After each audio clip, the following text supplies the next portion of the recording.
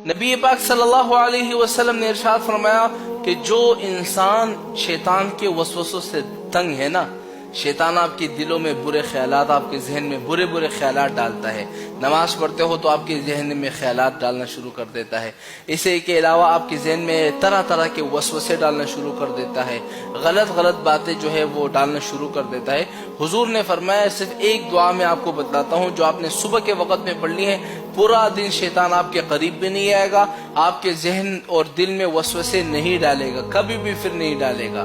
क्योंकि हुजूर ने एक दुआ बताई है जो कि इतनी ताकतवर है, हर बंदा करता है, मैं खुद सुबह के वक्त में करता हूँ, शैतान पूरा दिन हमारे दिल में फिर वसवसा नहीं डालता। वजह क्या है कि हुजूर ने हमें एक दुआ बताई है, इस दुआ को सिर्फ सुबह के वक्त में पढ़नी है, सारा के सारे वसवसे फिर आप, शैतान आपके करीब ही नहीं आएगा तो वसवसे क्या डालेगा। इतना ताकतवर दुआ है। वो दुआ कौन सी है मैं आपसे कहता हूँ।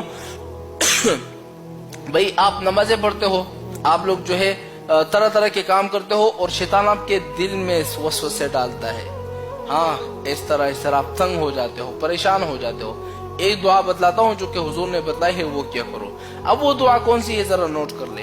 वो दुआ ये है, अल्लाहुम्मा फातिरस समावाति वल अर्द आलिमल गैबि वश्शहादति रब्बी कुल्ली शैइन व मलिकहु अशहदु अल्ला इलाहा इल्ला अंता अऊज़ु बिका मिन शर्रि नफ्सी व मिन शर्रि शैतानी व शिरकिही। ये वो दुआ थी, हुजूर ने फरमाया जो बंदा सुबह के वक्त में पढ़ेगा पूरा दिन शैतान उसके पास भी नहीं आएगा, बुरे ख्यालात उसके दिल में नहीं डालेगा, वसवसे उसके दिल में नहीं डालेगा। कितनी आसान सी दुआ है, एक दफा पढ़ लिया करो, शैतान आपके करीब नहीं आएगा।